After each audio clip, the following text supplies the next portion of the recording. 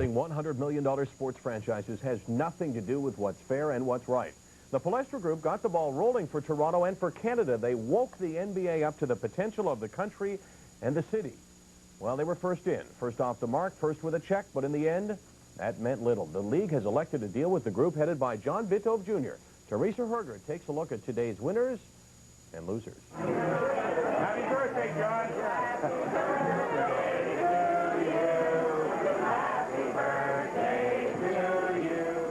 John Vitove Jr. celebrated his 33rd birthday in style. Hours earlier, he found out that it was his group, Professional Basketball Franchise Incorporated, that had been given the go-ahead by the NBA to negotiate for an expansion team for the city of Toronto. It's great for Toronto, and what a great way to celebrate a birthday. Now the serious negotiations with the NBA will begin.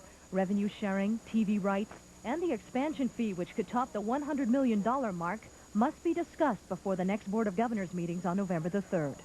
I don't think there's any obstacles.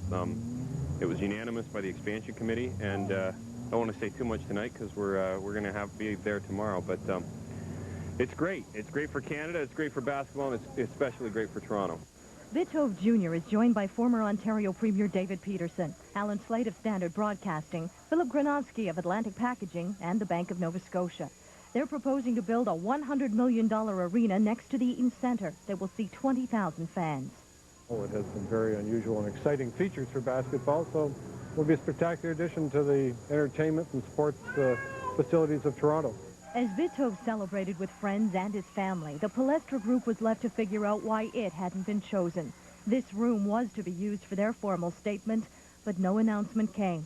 The Palestra Group had been working on their bid for 2.5 years.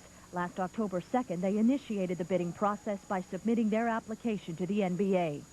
The ultimate irony of the fact that they will not carry that vision any further, it seems, is an irony, and for those of us associated with them, something that's a very major disappointment.